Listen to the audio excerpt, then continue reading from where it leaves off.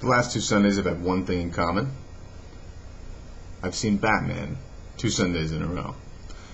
Batman is a fascinating movie, The Dark Knight. You have Harvey Dent, the White Knight, trying to rid Gotham of all of its mobsters and all of its criminal underworld. And then you've got Batman, the Dark Knight, who is trying to do the same thing, but is not in the public's view, is using techniques that are within question. He's criticized as operating above the law. And then you have the Joker, who represents complete lawlessness. Like, he's even a voice box for Nietzsche in the whole film. In fact, one of the first things that he says in the beginning is, "Whatever doesn't kill me makes me stranger," a direct distortion of "whatever doesn't kill me makes me stronger" by Nietzsche. And so throughout the film, he espouses many of Nietzsche's ideas, that moral codes are needlessly restrictive, that they are an illusion of safety, that the true supermen and the people that we need to put our trust in are those who live above the law, follow their own inclinations, make things happen, instead of those who trust in the system of order that's already in place.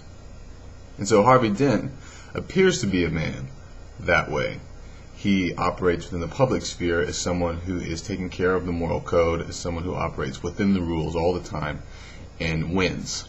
In reality, behind the scenes, Commissioner Gordon and those who knew him from internal affairs know that he is, in the back rooms, he's very harsh. He doesn't necessarily play by the rules. He can be extremely dirty. Therefore, they call him Two-Face.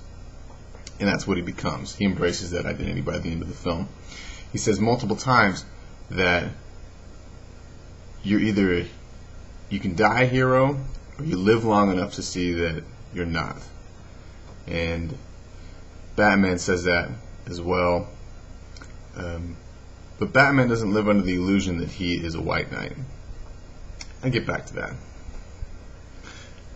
The question that really interests me about this whole exploration is, what was Jesus? Was Jesus a white knight or a dark knight? To look at our current church system, it appears that we regard Jesus as a white knight. Never done anything wrong, operates within the order of the universe, and accomplishes great and wonderful things by by essentially following what you're supposed to do through the entire course of his life. In the Gospels, however, Jesus is upsetting the moral order, particularly about the Sabbath day. He's breaking those rules left and right. Why? Because he responds to a higher moral code. Batman is not without rules. He has one rule. He doesn't take life. He doesn't pass judgment in the ultimate sense. He doesn't make the decision before due process that someone is guilty of dying. And so that is the only rule that he operates in. And what that does is it gives him freedom from all the other red tape and stuff that the police have to operate under. And they are unable to address the problem that in such a way that Batman can address the problem.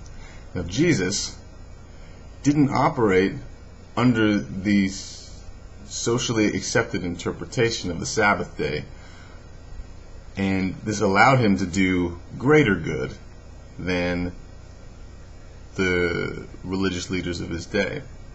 So a common critique of Batman is that he was above the law, and the common critique of Jesus in his day was that he was living above the law, and people condemned him for this. Now, there's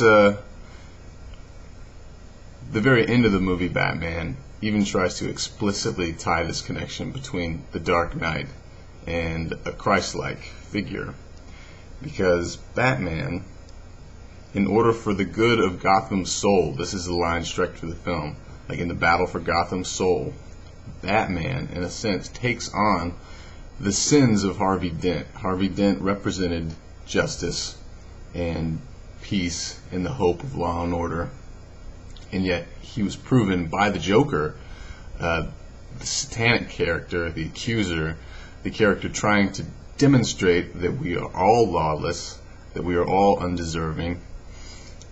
He is absolutely the role of the accuser in the film, and he takes down Harvey Dent, the paragon of justice and order. And so Batman and Commissioner Gordon, and seeing that Harvey Dent has killed people because he's now embraced this Two-Face identity, they are faced with a choice. They believe that Harvey Dent, in the symbol of what Harvey represents, is key to Gotham's soul. If they can believe in that, then everything will be fine. And yet, if they know the truth about Harvey Dent, they can lose hope. So what Batman does, he takes on the sins of Harvey Dent. He takes on the guilt of the murders, and Commissioner Gordon and all the police are now chasing Batman. And he says in the end, why are they doing this? Because he can take it. And similarly, Jesus is strong enough to take the burden of sins he did not commit for the greater good. And is this, in a sense, that whole notion of someone dying for somebody else, isn't it a little twisted in a way? It's not law and order. It's a distortion of law and order for Jesus to die for somebody else's sins.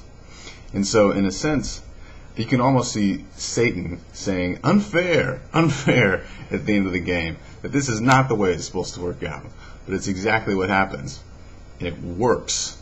It's not necessarily clean, but it's what works. And so, because Jesus can take it. And so, until Gotham needs Batman to be something different, he's a scapegoat. And in the end, he'll be redeemed by the truth, I'm sure. And so the question is, was Jesus a white knight or a dark knight? I think it stands to the conclusion that Jesus was and is a dark knight.